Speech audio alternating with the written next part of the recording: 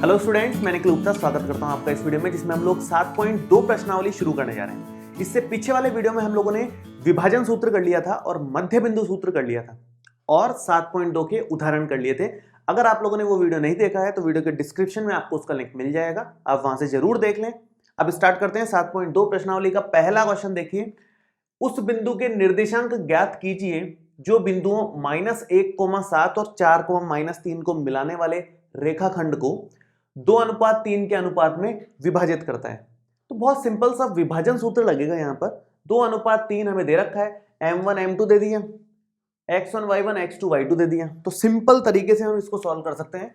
मैं यहां लिखता हूं, स्टार्ट करता हूं। देखो, हमेशा पहले ये इस तरह का छोटा सा डायग्राम बना लिया करो। आप ये a पॉइंट ले लो या b पॉइंट ले लो, इसको -1,7 लिख लो और ये 4,-3 लिख लो। ऐसा हमेशा कर लेना चाहिए। उसके बाद में यहां आप ले लो कोई पॉइंट P जो 2:3 के अनुपात में विभाजित कर रहा है, तो 2 यहां 3 यहां। इसके निर्देशांक x, y हमें निकालने हैं। ठीक है, निकालने का क्या तरीका? सिंपल फॉर्मूला लगाओ। फॉर्मूला लगाता हूं मैं, विभाजन सूत्र। विभाजन सूत्र है, फॉर्मूला हमेशा लिखना है,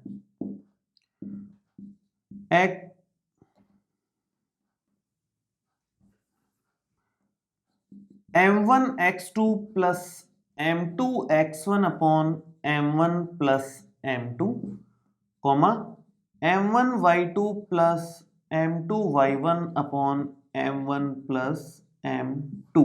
ये फॉर्मूला लग गया। अब देखो यहां पर m1 x2 का मतलब आप तो डायरेक्ट इसको देख के किया करो, क्रॉस करना है। x निर्देशांकों का हमने डिस्कस किया था, x निर्देशांकों में क्रॉस, तो 2 गुणा 4 और इधर 3 गुणा -1, 3 गुणा -1 और बटे में 2 + 3 कॉमा, ये हो जाएगा 2 गुणा -3 और 3 गुणा 7 और डिवाइड में 2 + 3। ठीक है, ये कर दिया हमने। अब यहां पर ये बन जाएगा 4 दूना 8 -3 बटे 5 और ये -6, 7 या 21 और बटे में 5। तो ये आएगा 8 में से 3 गया तो 5 बचा, बटे में 5 ही चल रहा है अभी भी, और उधर 21 में से 6 गया तो 15 बचा और बटे में 5 है। आप डिवाइड दो तो ये हो जाएगा 1,3। ये बिंदु आ गया बिंदु P के निर्देशांक आ गए 1,3। बिंदु ऐसा है जो इस पूरे रेखाखंड AB को 2:3 के अनुपात में विभाजित कर रहा है। ठीक है, तो बहुत आसान सा क्वेश्चन था, एकदम फॉर्मूला बेस्ड था। सेकंड क्वेश्चन है, बिंदुओं 4,-1 और -2,-3 को जोड़ने वाले रेखाखंड को सम त्रिभाजित करने वाले बिंदुओं के निर्देशांक ज्ञात कीजिए। सेम टू सेम एग्जांपल किया है हमने, एकदम सेम। सम त्रिभाजित करने वाले बिंदुओं के निर्देशांक हमने निकाले थे। तो सम त्रिभाजित का मतलब क्या होता है? मैं यहां एक बार डायग्राम बनाता हूं। मेन सारा खेल डायग्राम का है, उसके बाद तो फॉर्मूला सेम है, हमेशा सेम फॉर्मूला यही लगाना है। तो मेन पंगा डायग्राम का है। आप इसको लिखो A, इसको लिखो आप B, यहां पर लिखो 4,-1, यहां लिखोगे -2,-3। अब सम त्रिभाजित मतलब 3 बराबर हिस्सों में, 3 बराबर हिस्सों में बांटने के लिए 2 पॉइंट्स की आवश्यकता है। एक हिस्सा, दूसरा हिस्सा, तीसरा हिस्सा, 3 बराबर हिस्से हो गए। 2 पॉइंट्स की आवश्यकता है। एक पॉइंट को नाम दे दो आप P, एक पॉइंट को नाम दे दो Q। ये सम त्रिभाजित है, समान हिस्से हैं, तो 1:1 अनुपात ले लो, 1:1 ले लो इनको। अब आपको P निकालना है, एक बार आपको Q निकालना है, बस इतना सा काम है। तो सिंपल सा, पहले P निकालने के लिए प्रोसेस शुरू करते हैं। पहला पार्ट इसका, एक तरीके से पहला पार्ट दे देते हैं इसको। P निकालने का प्रोसेस ये है कि भाई ये A है, ये अपना B है और यहां अपना कहीं P है। ठीक है, A अपना 4,-1 है, B आपका -2,-3 है और P के लिए आप यहां पर अनुपात लोगे 1:2, क्योंकि इस तरफ 1 + 1 2 हो गया ना, और इस तरफ 1 है, लेफ्ट साइड में 1 है, राइट साइड में 2 हिस्से हैं, तो 1:2 हो गया P के लिए। अगर Q के लिए लेना होगा तो जब Q के लिए लोगे तो P छुपा लोगे, क्योंकि इधर 2 अनुपात है और उधर 1 है, तो Q के लिए जब लेंगे तो 2:1 लेंगे, P के लिए ले रहे हैं तो 1:2 ले रहे हैं हम लोग। बस यही इंपॉर्टेंट बात थी और कुछ इंपॉर्टेंट नहीं है इसमें, बाकी सब फॉर्मूले पे चलेगा। ठीक है, तो ये P पॉइंट हम x, y लिख लेते हैं, ये हम निकालेंगे अभी। तो आप यहां लिखोगे वही विभाजन सूत्र x, y होगा m1 x2, हर क्वेश्चन में लिखना है फॉर्मूला, तो फॉर्मूले के बिना काम नहीं करना, बस ये बात ध्यान रखें। m1 y2 प्लस में m2 y1 अपॉन में m1 प्लस m2। ठीक है, चलिए वैल्यूज तो आप डायरेक्ट ही ऐसे किया करो क्रॉस करके। x निर्देशांक 1 गुणा -2, 1 गुणा -2, 2 गुणा 4, 2 गुणा 4 और बटे में 1 प्लस 2, 1 प्लस 2 कॉमा, देखो 1 गुणा -3, 1 गुणा -3, 2 गुणा -1, 2 गुणा -1 और बटे में 1 प्लस 2। ठीक है, ये हमने लिख लिया। सिंपल कैलकुलेशन कर लो इसकी, कैलकुलेशन भी कोई मुश्किल नहीं है। -2 प्लस में 4 दूना 8 और बटे में 2 और 1 3, ऐसे यहां माइनस का 3 और माइनस का ही 2 और नीचे 3, कितना बनेगा ये तो बन रहा है 8 में से 2 गया तो 6/3 और दूसरा वाला आ रहा है -5/3। ठीक है, 6/3 का मतलब क्या है, 6/3 का मतलब है 2 और ये है -5/3। ये हमारा फाइनल पॉइंट आ गया P पॉइंट, 2, -5/3। ठीक है, P जैसे निकाला है सेम टू सेम प्रोसेस करके Q निकाल लो, बस अनुपात 2:1 लेंगे। तो मैं एक बार ये हटा देता हूं, इस तरफ का इस तरफ कर लेते हैं। सेकंड अगर इसका करेंगे, सेकंड का मतलब है कि हम Q निकालना चाह रहे हैं, तो ये A सेम वही, B सेम वही, 4, -1 यहां पर और -2, -3 यहां पर। यहां आप ले लो Q पॉइंट, तो ये हो जाएगा 2:1। ठीक है, सेम 2:1 हो जाएगा। अब इसको सेम वही x, y मान लो, आप x, y मान लो, और अगर आप डायरेक्ट x, y नहीं मानना चाहते तो इसको x1 y1 मान लो, ये 1 लगा लो और यहाँ 2 लगा लो, अगर एक ही क्वेश्चन में दोनों चीजें आ रही हैं तो इस हिसाब से। तो x2 y2 निर्देशांक जो हैं वो कितने बन जाएंगे, वही सेम फॉर्मूला तो लगाना है, m1 x2 plus m2 x1 upon में m1 plus m2 m1 y2 plus m2 y1 upon m1 plus m2, और यहाँ पर 2 गुणा -2 क्रॉस किया हमने, 2 गुणा -2 और इधर से यूं 4 गुणा 1, 4 गुणा 1 और बटे में 2 प्लस 1 और कोमा लगा के y निर्देशांक वाला 2, -3, 2, -3, 1 और -1, 1 गुणा -1 और बटे में 2 प्लस 1, 2 प्लस 1, कितना बनेगा ये, बहुत सिंपल सी कैलकुलेशन, -4 तो ये है, +4 ये बन रहा है 4 गुणा 1 और नीचे 3, ऐसे इधर -6 तो ये है और माइनस का ही 1 यहाँ बन रहा है और नीचे वही 3, तो ये हो गया अपना 4 - 4 तो 0 हो गया, इसको तो खत्म, ये हो गया -7/3। तो ये पॉइंट Q आ गया हमारे पास में, तो पॉइंट P पॉइंट Q इस तरह से निकाल सकते हैं। ठीक है, तो बहुत आसान सा क्वेश्चन है ये, काफी इंपॉर्टेंट क्वेश्चन होता है वैसे इस तरह का। नेक्स्ट क्वेश्चन पे आते हैं, 3rd नंबर। देखिए तीसरा प्रश्न स्टार्ट करते हैं। प्रश्न बहुत बड़ा है इसलिए मैंने लिखा नहीं है यहाँ पर, मैं केवल बोल देता हूँ, डायग्राम ये बनाया हुआ है, ठीक है, बुक में। ये है कि एक स्कूल में एक ग्राउंड है, ये 10 मीटर यहाँ तक है और ये 100 मीटर तक है, इस तरह का ग्राउंड बनाया हुआ है। 1-1 मीटर का गैप दे करके यहाँ पर पंक्तियां बना रखी है और ये भी 1-1 मीटर का गैप दे करके यहाँ गमले रखे हुए हैं, ये एक गमला, दूसरा गमला, तीसरा गमला, चौथा गमला, गमले रखे हुए हैं पौधों के। ठीक है, अब दूसरी पंक्ति से एक लड़की निहारिका चलती है और इसकी, ये 100 मीटर है टोटल, इसकी 1/4 दूरी तक चलती है यहाँ पर और एक झंडा गाड़ देती है। कितनी दूरी तक, 1/4, 1/4 दूरी 100 की कितनी हो जाएगी, 100 की 1/4 दूरी निकालोगे तो 25 आएगा।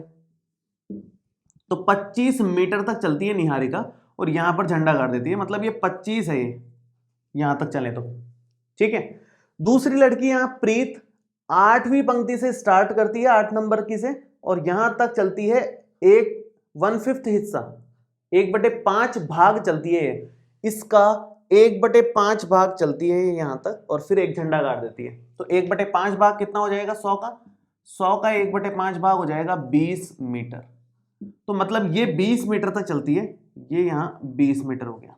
इतना हिस्सा, इतना क्वेश्चन में दिया हुआ है। अब हमें ये निकालना है कि इन दोनों पॉइंट्स के बीच की दूरी कितनी है, इन दोनों के बीच की दूरी कितनी है, दोनों झंडों के बीच में। तो यहां पर ये पॉइंट देखें तो ये 2 कोमा भाई 2 x पे तो 2 चले और y पे 25 चले, तो 2,25 हो गया ये वाला पॉइंट, तो इसको a नाम दे देते हैं। और दूसरा पॉइंट मान लो ये b है, तो इसका नाम क्या हो जाएगा, इसका निर्देशांक क्या हो जाएंगे, ये तो 8 और ये 20, तो 8,20। x अक्ष पे तो हम 8 गए और y पे हम 20 गए, तो 8,20 ये हो गया। a और b के बीच की दूरी बहुत आसानी से निकल जाएगी। 2 क्वेश्चंस पूछे हैं इसने, पहला पूछा है दूरी AB, एक तो दूरी AB बताओ, और दूसरा पूछा है कि AB का मध्य बिंदु बताओ, AB का मध्य बिंदु बताओ। तो पहले तो दूरी निकाल लेते हैं हम लोग, दूरी तो दूरी सूत्र से आ जाएगी। तो फर्स्ट पार्ट जो है इसका AB वो हमारा आ जाएगा x2 माइनस x1 का स्क्वायर प्लस में y2 माइनस y1 का स्क्वायर का होल अंडर रूट, ठीक है।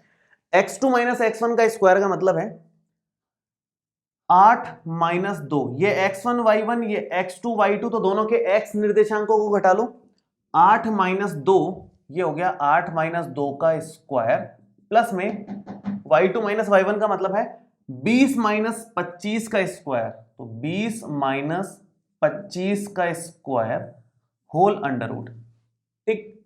कितना बन जाएगा ये, 8 में से 2 गया तो 6 का स्क्वायर ये हो गया और माइनस का 5 का स्क्वायर ये हो गया, 6 का स्क्वायर 36 होगा, ये 25 हो जाएगा। अगर आप इसको कैलकुलेट करते हो तो ये आएगा अंडर रूट 61 मीटर, ये हमारा दूरी आ गई। अब आगे बढ़ते हैं, ए और बी की मध्य बिंदु, ए बी का मध्य बिंदु निकालना है, तो मैं एक बार लाइन बना देता हूं, ये लाइन होगी और ये इसका मध्य बिंदु आएगा। मान लो ये बिंदु P है, तो मध्य बिंदु के निर्देशांक निकालने का सूत्र हमें पता है, हमने पिछले वीडियो में डिस्कस किया था।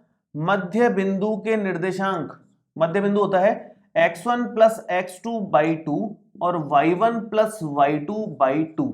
x निर्देशांकों को जोड़ के 2 का भाग लगा दो, y निर्देशांकों को जोड़ के 2 का भाग लगा दो, तो यहां x निर्देशांक 2 और 8 है, तो 2 प्लस 8 बटे 2, और y निर्देशांक यहां पर अपने पास 25 और 20 है, तो 25 प्लस 20 बटे 2 कितना बन जाएगा, ये 10 बटे 2 और ये हो जाएगा 45 बटे 2, जिसका मतलब है 5,45 बटे 2, ये हमारा बन जाएगा फाइनली, ठीक है। 5,45 बटे 2 ये मध्य बिंदु आ गया और इन दोनों बिंदुओं के बीच की दूरी अंडर रूट में 61 आ गई। तो बहुत आसान सा था, बस ये क्वेश्चन दिखने में बहुत बड़ा सा था क्योंकि इतना लंबा तो क्वेश्चन लिखा हुआ है बुक में आप देखोगे तो, और डायग्राम इतना बड़ा सा बना रखा है, क्वेश्चन है इतना सा, सोचो आप, तो दिखने में बहुत बड़ा सा था। तो क्वेश्चन की लेंथ देख करके डरना नहीं है, उसको पढ़ो शांति से।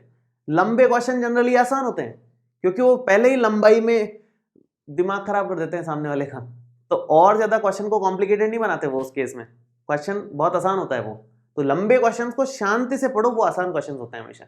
चलिए आगे बढ़ते हैं, चौथा क्वेश्चन देखिए। चौथा क्वेश्चन है बिंदुओं -3,10 और 6,-8 को जोड़ने वाले रेखाखंड को बिंदु -1,6 किस अनुपात में विभाजित करता है। सेम क्वेश्चन हमने उदाहरण में किया है, बहुत आसान क्वेश्चन है। जब भी आपको अनुपात पूछे तो आप के अनुपात 1 में विभाजित करता है ये मान लो, तो आप लिखो हल माना बिंदु -1,6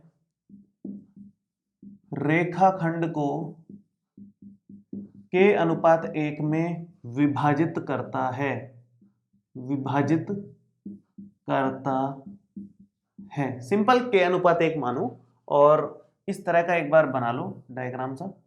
ये -3, 10 और ये बी बिंदु आपका हो जाएगा 6, -8।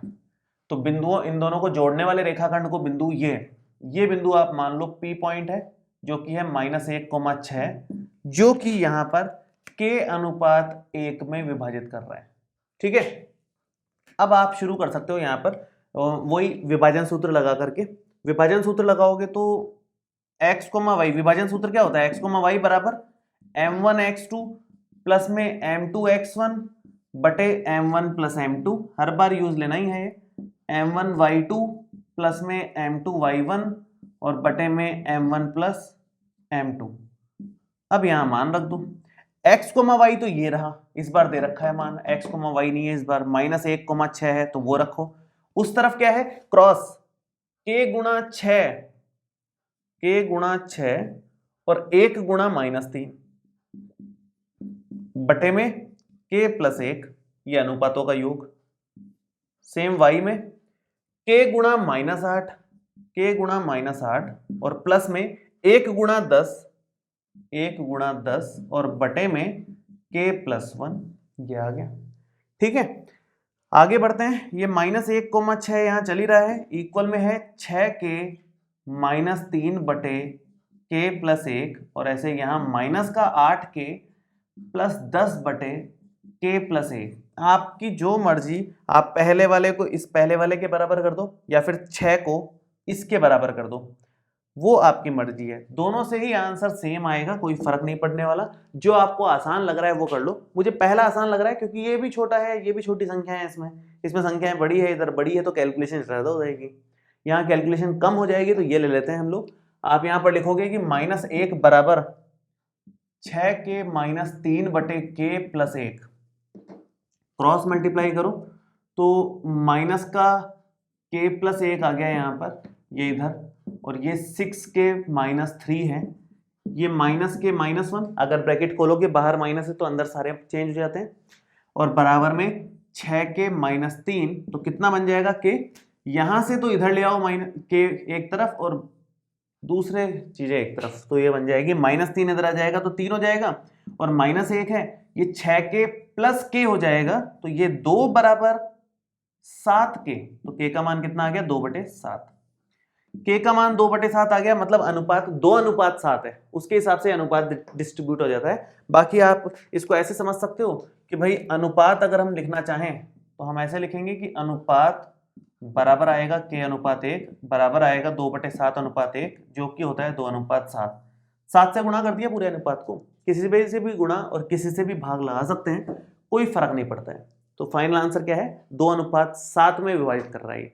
जब भी अनुपात वाले क्वेश्चन आए, एक चीज बस ध्यान देनी है कि k/1 से करो, सबसे आसान तरीका है ये। बहुत लोग इसको m1/m2 से भी करते हैं, लेकिन ये ज्यादा आसान पड़ता है। ठीक है, चलिए 5th नंबर क्वेश्चन देखिए। देखो 5वां प्रश्न है, वह अनुपात ज्ञात कीजिए जिसमें बिंदुओं a 1, -5 और b -4, 5 को मिलाने वाला रेखाखंड x अक्ष से विभाजित होता है। सेम एग्जांपल हमने किया है, लेकिन वो y अक्ष से विभाजित हो रहा था। y अक्ष से विभाजित हो रहा था, इसलिए हमने x निर्देशांक 0 किया था। यहां पर x अक्ष से विभाजित हो रहा है, इसलिए हम y निर्देशांक 0 करेंगे, क्योंकि x अक्ष पे, पूरी की पूरी x अक्ष पे y निर्देशांक 0 होता है किसी भी पॉइंट का। ठीक है, इस विभाजन बिंदु के निर्देशांक भी ज्ञात कीजिए। ठीक है, पहले अनुपात निकल जाएगा तो निर्देशांक भी निकल जाएंगे। शुरू करते हैं। देखो ये a है 1, -5 और ये b है -4, 5। मान लो ये रेखाखंड यहां कहीं से x अक्ष से गुजर रहा है, यहां कहीं x अक्ष से टकराया, तो x अक्ष पे ये बिंदु मान लो P पॉइंट है, जो कि x अक्ष का कोई भी बिंदु किस तरह का होगा? x, 0 टाइप का होगा। x अक्ष का कोई बिंदु, x निर्देशांक तो x रहेगा, लेकिन y निर्देशांक उसका 0 हो जाएगा।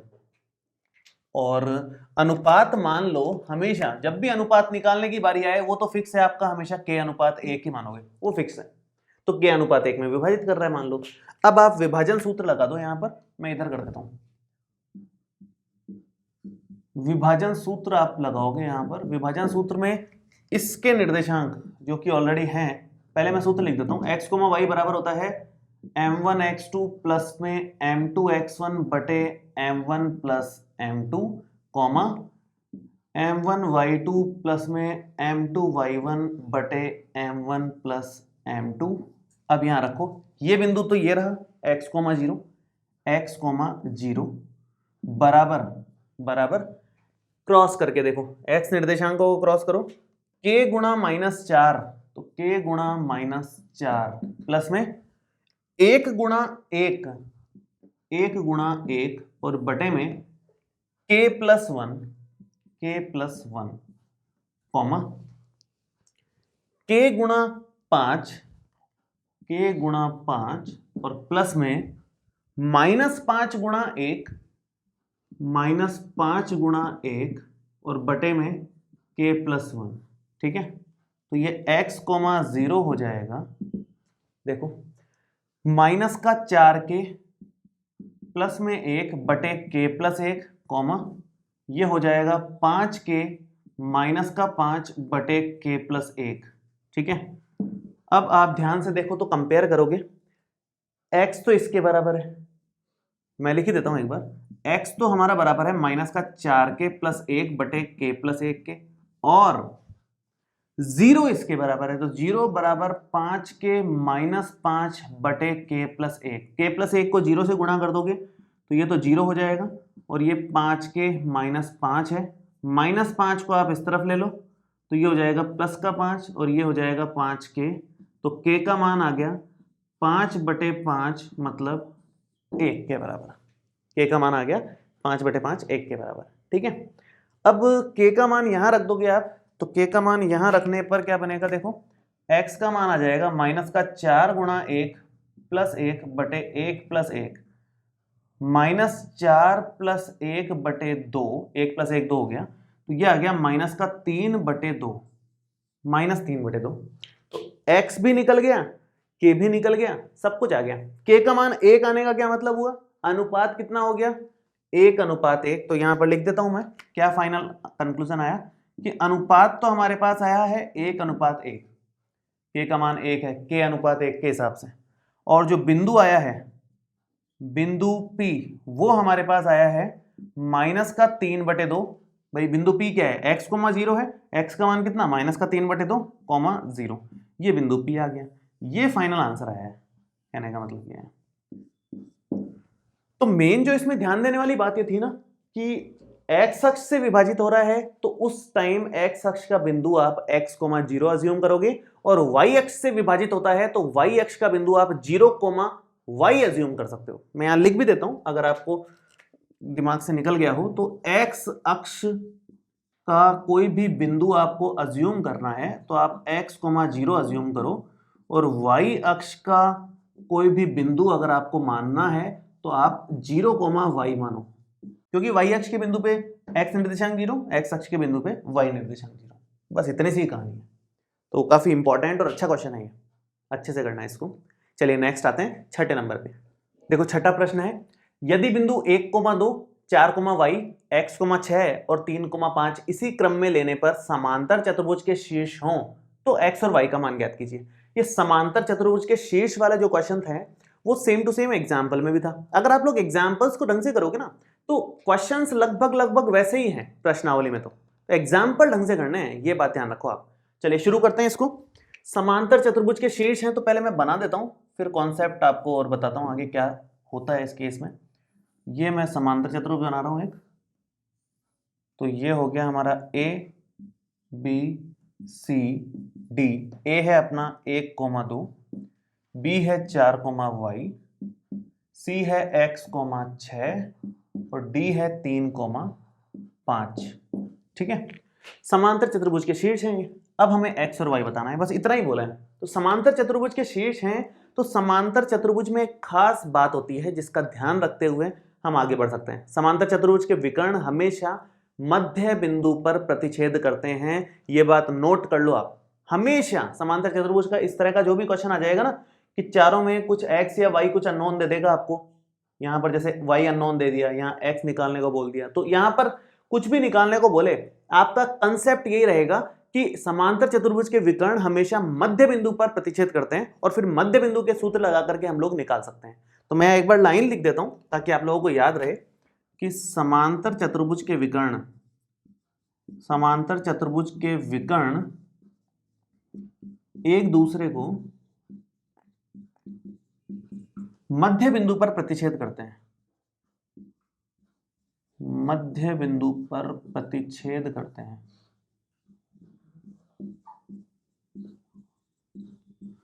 ठीक है, तो देखो विकर्ण बना देते हैं इनके। एक विकर्ण तो ये AC बनेगा, एक विकर्ण ये BD बनेगा। इस पॉइंट को आप P नाम दे दो। ये P बिंदु AC का भी मध्य बिंदु है और ये P BD का भी मध्य बिंदु है। तो दोनों तरह से P के निर्देशांक निकाल लो। एक तो इन दोनों में मध्य बिंदु का सूत्र लगा करके P मिल जाएगा, एक बार इन दोनों में मध्य बिंदु का सूत्र लगा के P मिल जाएगा। दोनों P के मान है तो बराबर आएंगे, तो उस कंसेप्ट से हम X और Y निकाल लेंगे। देखो कैसे, आप यहां लिखोगे कि P AC का मध्य बिंदु है और यहां लिखोगे P BD का भी मध्य बिंदु है। इन दोनों से अब देखो कैसे निकलेगा मध्य बिंदु का सूत्र। मैं यहीं लिख देता हूं मध्य बिंदु का क्या सूत्र होता है ताकि उधर नहीं लिखना पड़ेगा।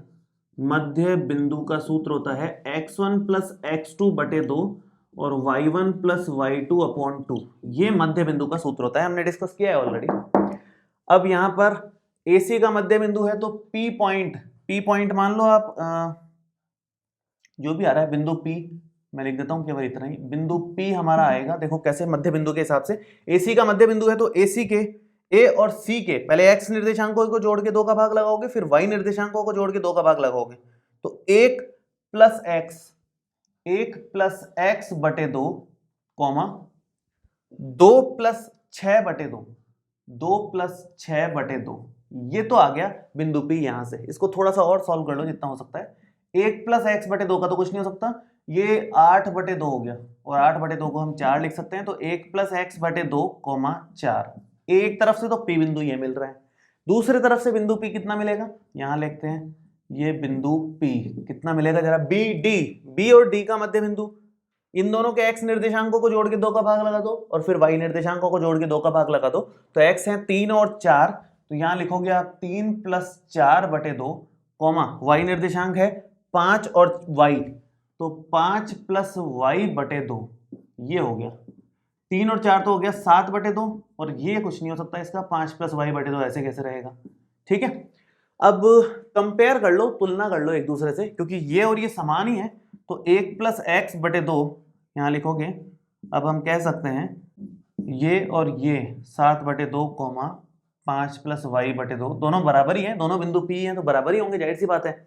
तो ये पहला वाला पहले वाले के बराबर कर दो। जब भी दो बिंदु बराबर करने हो तो हमेशा x निर्देशांक x वाले के बराबर कर दो और y निर्देशांक y वाले के बराबर कर दो, हमेशा उससे कुछ ना कुछ आपको रिजल्ट मिल जाएगा।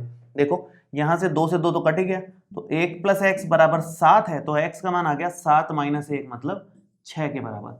सेम काम यहाँ पर 2 इधर लेके आ जाओगे तो 4 दूना 8 हो जाएगा, 5 + y, तो ये 5 इधर आ जाएगा, तो 8 - 5 बराबर y, जिसमें y का मान 3 के बराबर आ गया।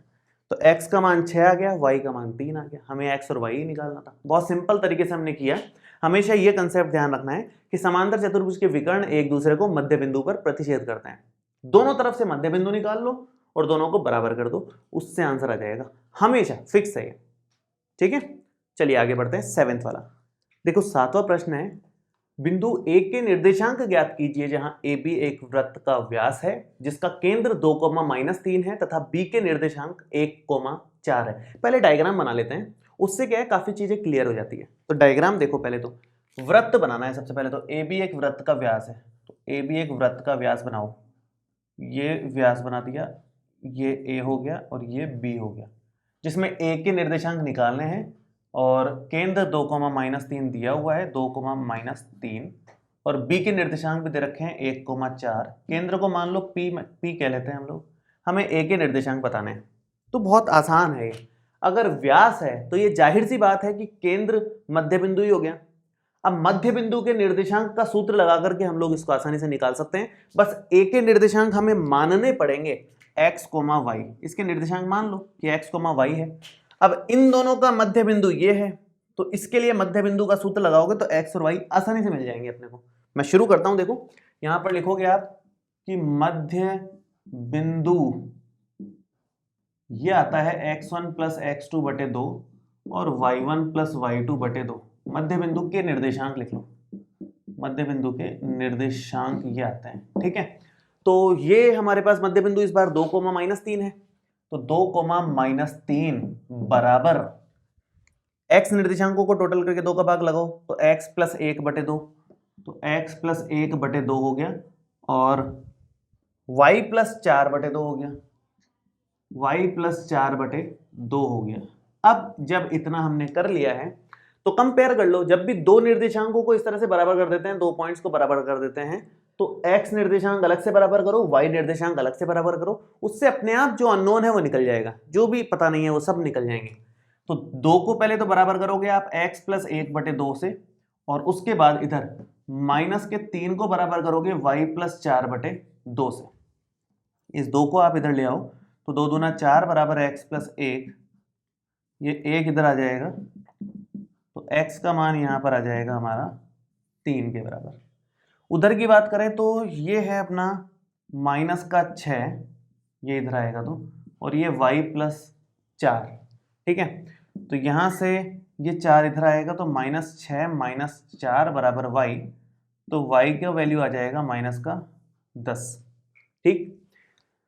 ये हमारे पास x और y के मान आ गए। मतलब बहुत छोटा क्वेश्चन था देखा जाए तो। अगर आपने डायग्राम ढंग से बनाया है साफ सुथरा और समझ गए हो क्वेश्चन, तो क्वेश्चन की लेंथ बहुत छोटी सी है, पढ़ने में बहुत छोटा सा क्वेश्चन है, ठीक है।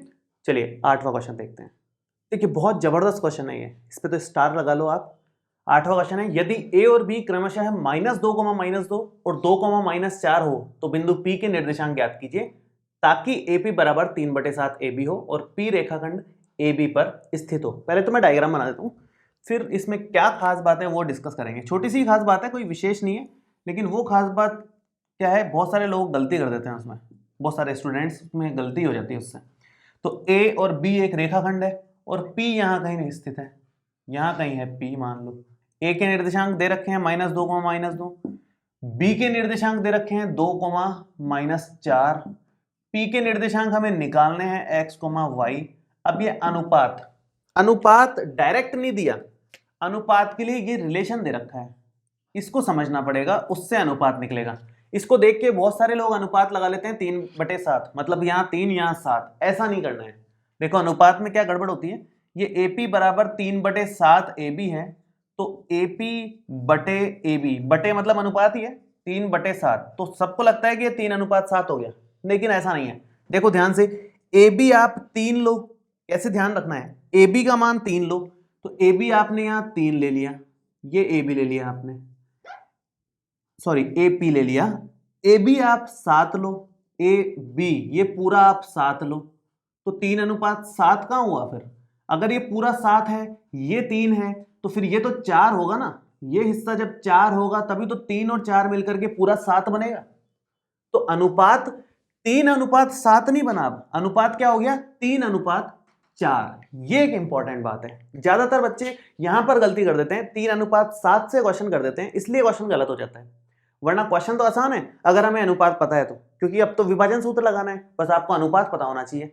अनुपात में ध्यान देने वाली बात है कि AP आप 3 लो, ये 3 ले ली, AB आप 7 लो, ये 7 ले ली यहां से यहां तक, तो ये 3 है और ये पूरा 7 है, तो ये 4 होगा, जाहिर सी बात है, 4 और 3 ही 7 बनेगा। तो ऐसे आपको अनुपात लेना है, 3:4 होगा वो, ना कि 3:7। तो अब इससे आगे बढ़ जाते हैं हम लोग। मैं ये पूरा एक बार हटा देता हूं, अब कोई काम का नहीं है, समझ में आई क्या है आपके अनुपात क्या है। तो ये हटा लो, ये हटा लो और ये हटा लो, ठीक है। अब इसको नॉर्मल क्वेश्चन में कन्वर्ट कर लो।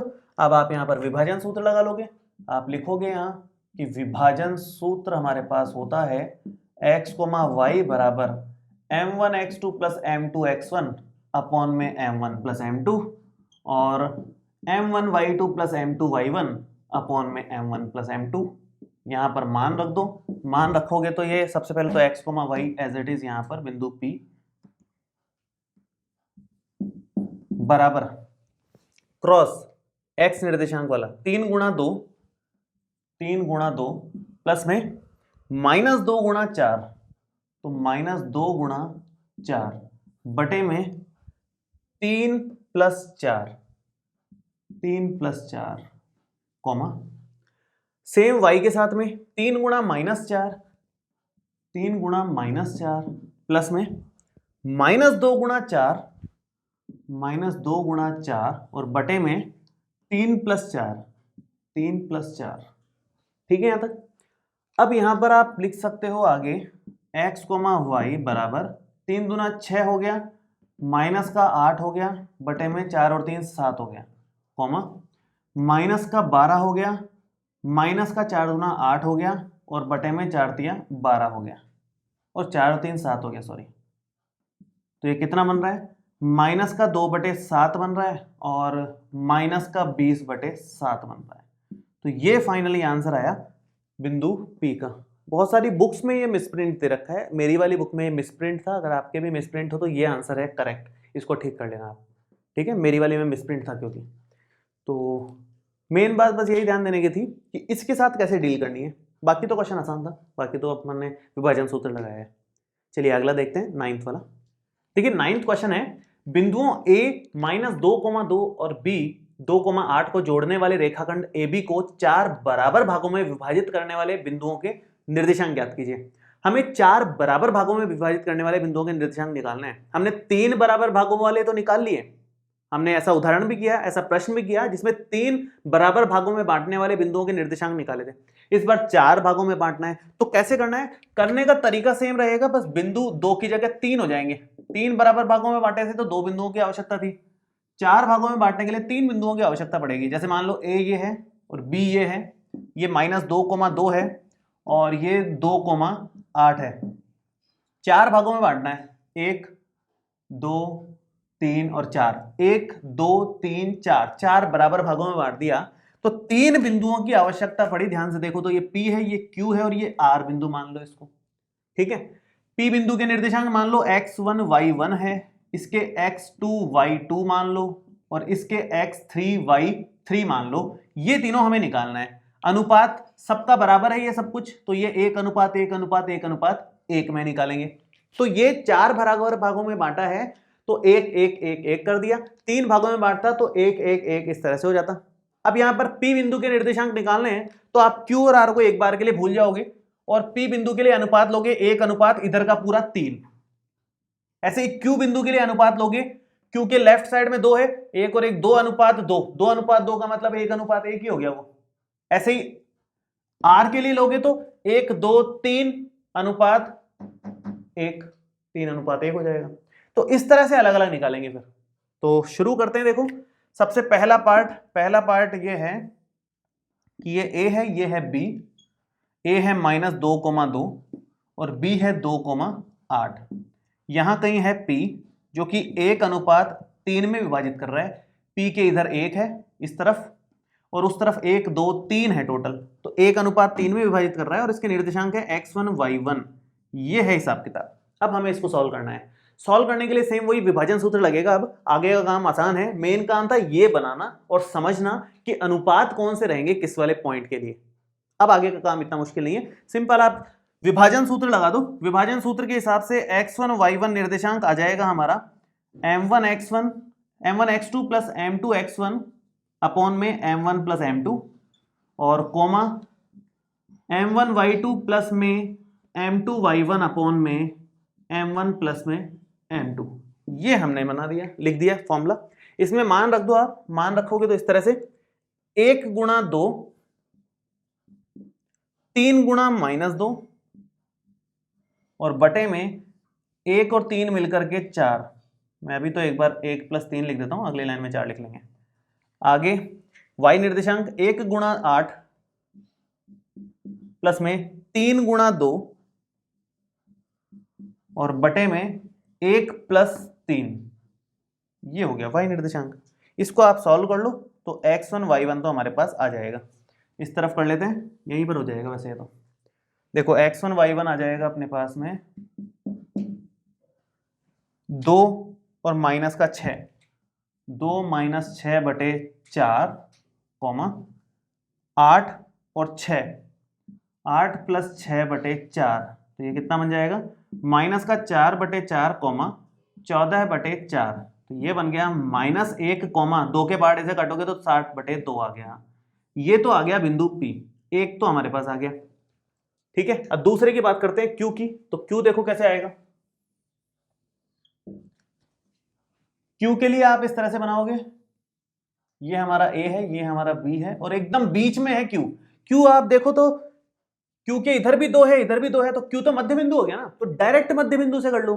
क्यों फालतू इतना लंबा लगाएंगे, इससे लगाओगे तो भी आएगा, मध्य बिंदु से लगाओगे तो भी आएगा। मैं मध्य बिंदु वाला लगा रहा हूं, जल्दी आ जाएगा उससे आंसर, सेम आंसर आता है। तो ये -2,2 और ये हो जाएगा 2,8, एकदम बीच में है ये। तो मध्य बिंदु के हिसाब से x2 y2 हमारे पास आएगा। देखो मध्य बिंदु का फॉर्मूला क्या होता है, x2 y2 बराबर होता है x1 प्लस x2/2 और y1 प्लस y2/2। इसके अकॉर्डिंग x निर्देशांकों को जोड़ के 2 का भाग लगाओगे तो -2 प्लस 2/2 और 2 प्लस 8/2 कितना हो गया, ये हो गया 0, 2 और 2 तो कट गया, ये -2 और 2 तो ये 10/2 है। तो आप नोटिस करो ये 0,5 हमारे पास बन गया। ठीक है, 0,5 क्यूब ही आ गया। रही बात आर की, लास्ट आर के लिए डायग्राम फिर से बनाओ, इसको सेकंड कर दो और मैं थर्ड वाला बना देता हूं। अब डायग्राम थर्ड वाले में आर की बात करेंगे तो ये ए है, ये है बी और यहां कहीं है आर, जो कि 3:1 में विभाजित कर रहा है। क्यों? क्योंकि आर के लेफ्ट साइड में 3 हिस्से, 1 2 3 और राइट साइड में 1 है, तो 3:1 में विभाजित करेगा। ए के निर्देशांक हो गए -2,2 सेम और बी के वही 2,8 है। इसके आप लिखना चाहो तो x3 y3 लिख लो और वही विभाजन सूत्र से लगेगा। ये वाला सूत्र लगेगा तो सूत्र में दोबारा नहीं लिख रहा हूं, मैं डायरेक्ट लगा रहा हूं। x3 y3 का मान आ जाएगा अपने पास में, देखो क्रॉस 3 गुणा 2 और 1 गुणा -2 बटे में 3 + 1। ठीक है, सेम 3 गुणा 8 और 1 गुणा 2 और बटे में 3 + 1, ये हो गया। अब यहां से आप इसको लिखोगे 3 दूना 6 और -2/4 कॉमा 8 × 24 प्लस में 2 बटे में 4, तो ये बन जाएगा 4/4 कॉमा 24 और 2 26/4, ये आ जाएगा 1 कॉमा 4/4 1, ये 2 के बारे से काटोगे 13/2, 1,13/2, ये हमारा फाइनल आंसर आ जाएगा। तो P निकाल लिया, Q निकाल लिया और लास्ट R निकाल लिया। बहुत आसान तरीके से निकाल सकते हो, जितने हिस्से करना चाहो कर लो, उसके अकॉर्डिंगली यहां पर जमा दो और अनुपात उसके हिसाब से ले लो। बस 2 हिस्से करने हैं 2 करो, 3 करने हैं 3 करो, 4 5 6 7 जितने हिस्से करने हैं उतने करते जाओ, उसमें कोई दिक्कत नहीं है, आंसर सबका निकाल सकते हैं अपन। ठीक है, चलिए लास्ट क्वेश्चन है 10वां नंबर। देखिए क्वेश्चन है, एक समचतुर्भुज का क्षेत्रफल ज्ञात कीजिए जिसके शीर्ष इसी क्रम में 3,0 4,5 -1,4 और -2,-1 है। देखिए शुरू करते हैं, पहले मैं डायग्राम बना लेता हूं। तो ये होगा समचतुर्भुज, देखो लगभग इस तरह का बनता है, पतंग जैसी शेप होती है। तो ये और ये ले लो आप A, ये ले लो B, ये ले लो C, ये ले लो D, कहीं भी मार्किंग कर लो, उससे कोई फर्क नहीं पड़ेगा, बस लाइन से लिखना है। ये जैसे 3,0 लिखा, फिर उसके बाद 4,5 लेना है क्योंकि उसने बोला है इसी क्रम में लेना है, और ये -1,4 और एक -2,-1, ये चारों हमने बना दिए। अब समचतुर्भुज का क्षेत्रफल निकालना है। समचतुर्भुज का क्षेत्रफल का सूत्र ये होता है, ये हमें याद करना पड़ेगा, इसका कोई उपाय नहीं है, इसको याद ही करना पड़ेगा। समचतुर्भुज का क्षेत्रफल क्या होता है, 1/2 गुणा उसके विकर्णों का गुणनफल। तो यहां के हिसाब से अगर देखें तो विकर्ण कौन कौन से हैं इसके, एक तो विकर्ण आ रहा है AC और एक विकर्ण आ रहा है इसका BD। तो यहां पर मैं लिख देता हूं बराबर में 1/2 गुणा विकर्णों का गुणनफल। विकर्ण है एक तो AC और दूसरा विकर्ण है BD। तो AC और BD का मान दूरी सूत्र से निकालना पड़ेगा। यहां पर विभाजन सूत्र का कोई रोल नहीं है, ये क्वेश्चन नॉर्मल क्वेश्चन हो गया। अब यहां पर दूरी सूत्र से आप AC निकाल लो। AC निकालने के लिए दूरी सूत्र में लगा रहा हूं x2 - x1 का स्क्वायर और y2 - y1 का स्क्वायर का होल अंडर रूट। क्या आंसर आएगा देखो जरा, ये आएगा देखो, x निर्देशांकों को माइनस करो तो -1 -3 का स्क्वायर प्लस में 4 -0 का स्क्वायर, ये खूब निकाला है हमने 7.1 प्रश्नावली में।